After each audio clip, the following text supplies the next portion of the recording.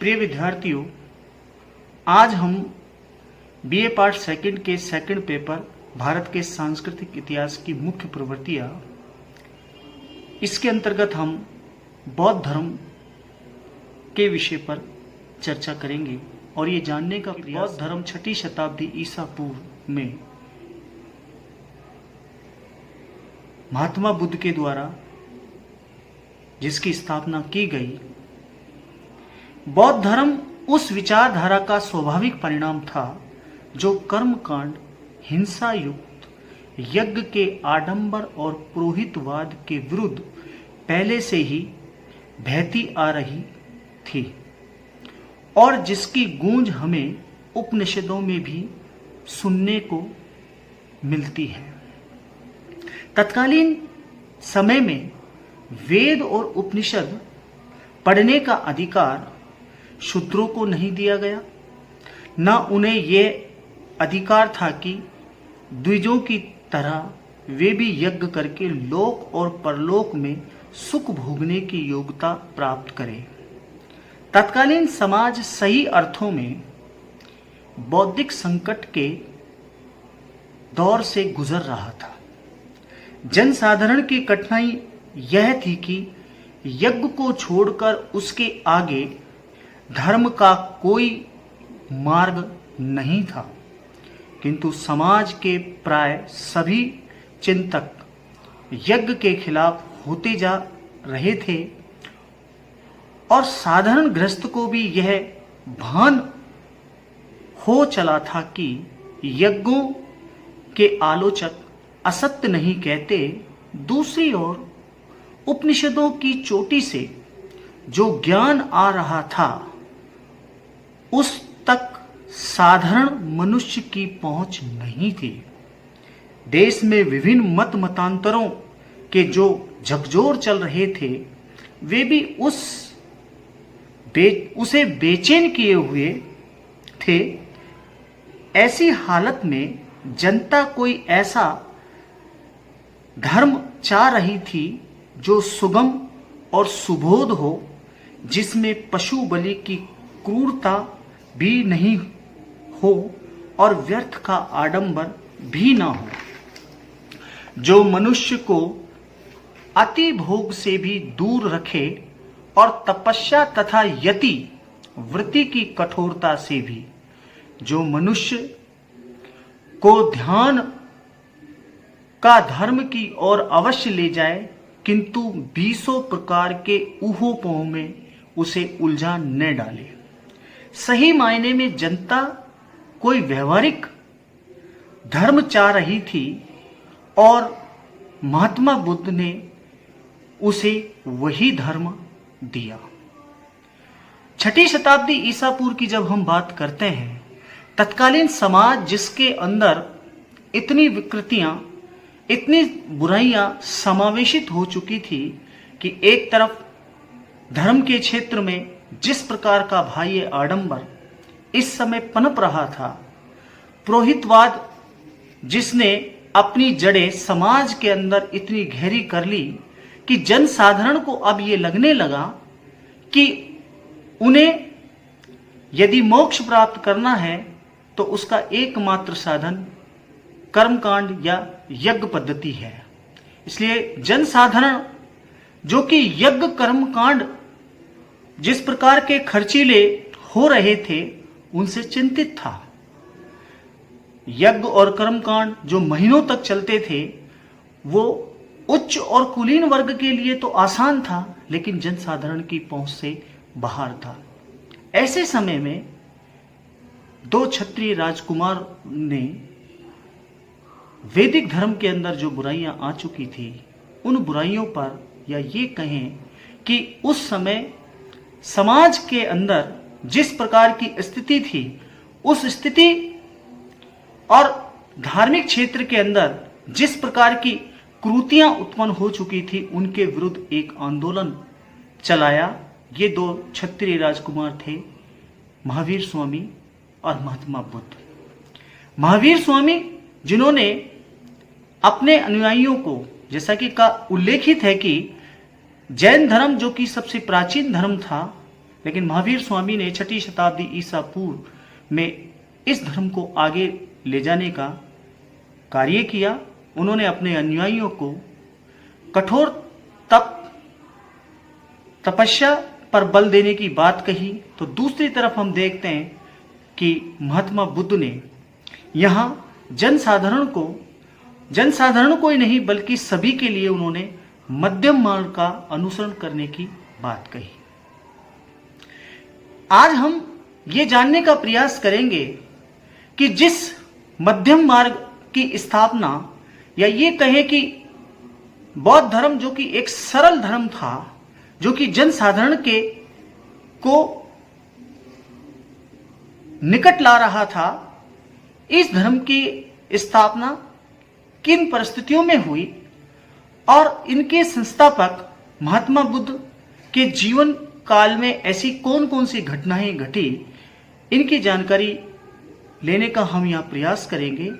महात्मा बुद्ध, जिनके बारे में कहा जाता है कि ये कपिल वस्तु के शाक्य गणराज्य के शासक, या ये कहें कि गण प्रमुख राजा शुद्धोधन के पुत्र थे।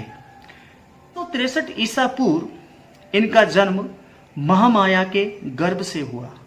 महामाया इनकी जो माता थी, ऐसा कहा जाता है कि महामाया इनके जन्म से पहले उन्हें वन विहार की इच्छा हुई, और ये वन विहार के लिए जब निकली तो कपिल वस्तु से 14 किलोमीटर की दूरी पर लुम्बिनी नामक एक वन है, जो कि नेपाल की तराई में स्थित है। यहां जब ये वन विहार के लिए निकली तो इसी वन में महात्मा बुद्ध का जन्म हुआ।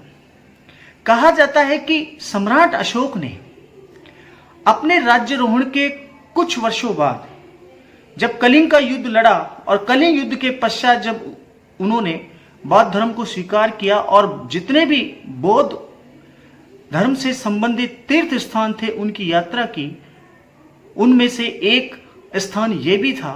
लुम्बिनी नामक वन में जब सम्राट अशोक आए तो यहाँ के लोगों के द्वारा उन्हें ये बताया गया कि ये वही वन है, यहाँ पर शाक्य मुनि का जन्म हुआ था। सम्राट अशोक ने यहाँ पर एक स्तंभ लेख उत्कीर्ण करवा करके नहीं लगवाया, जिसमें उन्होंने तथागत की जन्मभूमि लुम्बिनी नामक वन को बताया, और साथ ही यहाँ के निवासियों से जो बलि नामक कर लिया जाता था 1/6 भाग, उसे कम करके 1/8 कर दिया। इसलिए ये कहा जाता है कि ये एक ऐसा प्रमाणिक स्रोत है जो इस बात की जानकारी देता है, ये अभिलेख, रूमनदेही अभिलेख, कि महात्मा बुद्ध का जन्म लुम्बिनी नामक वन में हुआ था। महात्मा बुद्ध के जन्म की घटनाएं अनेक प्रकार की हैं, लेकिन कुछ विशिष्ट घटनाएं, हम उन घटनाओं की यहां चर्चा कर रहे हैं। जैसा कि उल्लेखित है कि जब इनका जन्म हुआ तो इनके जन्म के 7 दिवस के अंदर ही इनकी माता महामाया का देहांत हो गया, और इनका लालन पालन इनकी मौसी गौतमी के द्वारा किया गया। इसलिए इन्हें गौतम के नाम से भी जाना जाता है। शुद्धोधन ने इस बालक का नाम सिद्धार्थ रखा। सिद्धार्थ के बारे में कहा जाता है कि बाल्यकाल से ही ये बड़े चिंतनशील प्रवृत्ति के थे। इन्हें किसी प्रकार से खेलना, या ये कहें कि अन्य बच्चों की तरह ये किसी प्रकार की शरारत नहीं करते थे, केवल एकांत में हमेशा बैठ कर के चिंतन किया करते थे। यहां मैं एक घटना का उल्लेख और करना चाहूंगा। जैसा कि बौद्ध साहित्यों में उल्लेखित है कि सिद्धार्थ के जन्म से पूर्व 2 ब्राह्मणों के द्वारा यह भविष्यवाणी की गई कि शुद्धोधन को जो पुत्र की प्राप्ति होगी वो या तो एक चक्रवर्ती सम्राट होगा या बहुत बड़ा विद्वान होगा। राजा को इस बात का पता था, इसलिए उसने सिद्धार्थ के जन्म के बाद इस बात का विशेष ध्यान रखा कि राजकुमार सिद्धार्थ राजकार्य के अंदर व्यस्त रहे, इसलिए उन्हें राजकुमारों को जिस प्रकार की शिक्षा दीक्षा दी जाती है उसका उचित प्रबंध उनके द्वारा किया गया। उन्हें शस्त्र शिक्षा भी दी गई, साथ ही उन्हें अन्य विधाएं भी सिखाई गई। कहा जाता है कि इनका मन किसी अन्य वस्तु के अंदर या अन्य प्रकार की जो विधाएं थी उनमें नहीं लगता था, ये केवल एकांत पसंद करते थे।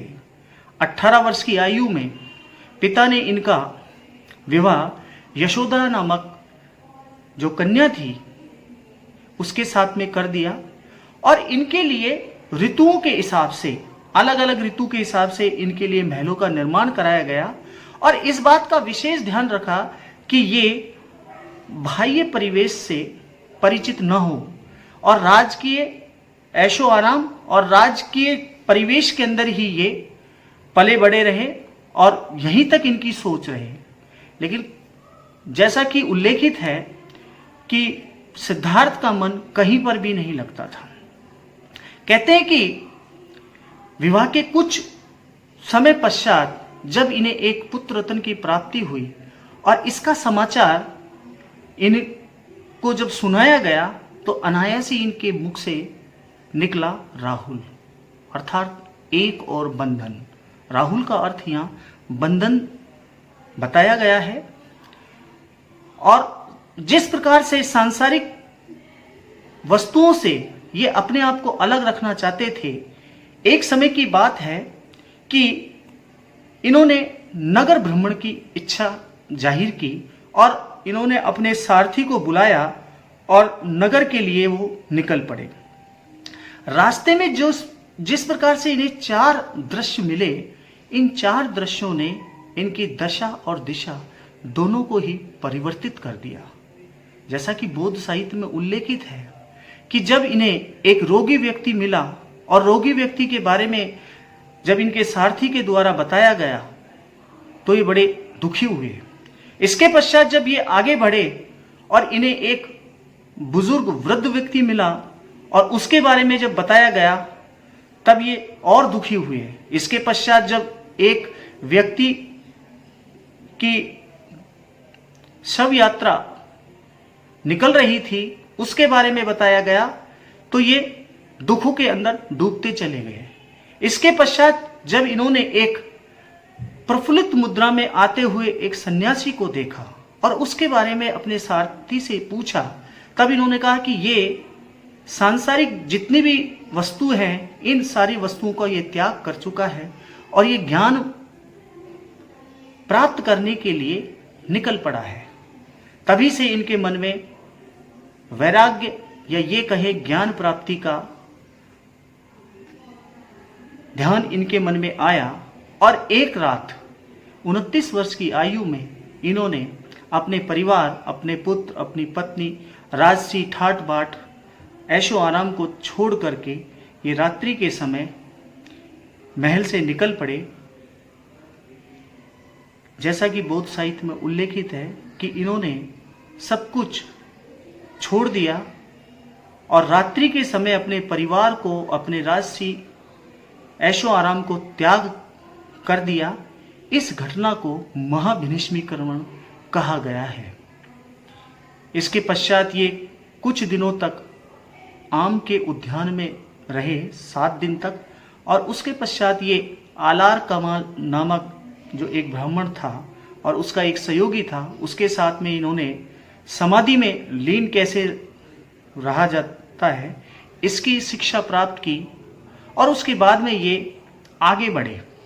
और जब इन्होंने 5 ब्राह्मण जो साथी थे उन साथियों के साथ में इन्होंने कठोर तपस्या की और कठोर तपस्या जिस प्रकार से इन्होंने की, इनसे इनका शरीर सूख करके कांटा हो गया। यहां एक घटना और घटती है, जैसा कि बौद्ध साहित्य में उल्लेखित है कि कुछ महिलाएं जिस स्थान पर गौतम तपस्या में लीन थे अपने साथियों के साथ में, वहां से कुछ महिलाएं, ग्रामीण महिलाएं गुजर रही थी और वो एक गाना जो गा रही थी उसके जो बोल थे वो बोल सिद्धार्थ के कानों में पड़े, तो उन्हें इस बात का एहसास हुआ कि गाने के बोल जो थे वो इस प्रकार से थे कि वीणा के तारों को इतना भी मत खींचो कि वो टूट जाए, और वीणा के तारों को इतना भी मत ढीला छोड़ो कि उनसे स्वर ना निकले। कहते हैं कि उसी समय उन्होंने एक बालिका के द्वारा उन्हें भोजन दिया गया। कहते हैं कि खीर दी गई और वो ग्रहण कर ली। 5 जो ब्राह्मण साथी उनके थे वो उनका साथ छोड़ करके चले गए। गौतम इसके पश्चात चिंतन और मनन में लग गए और कहते हैं कि गया नामक स्थान पर जाकर के भी ये एक वट वृक्ष के नीचे इन्होंने 7 दिन तक अखंड समाधि में अपने आप को लीन कर लिया, और 7 दिन बाद इन्हें सर्वोच्च ज्ञान की प्राप्ति हुई।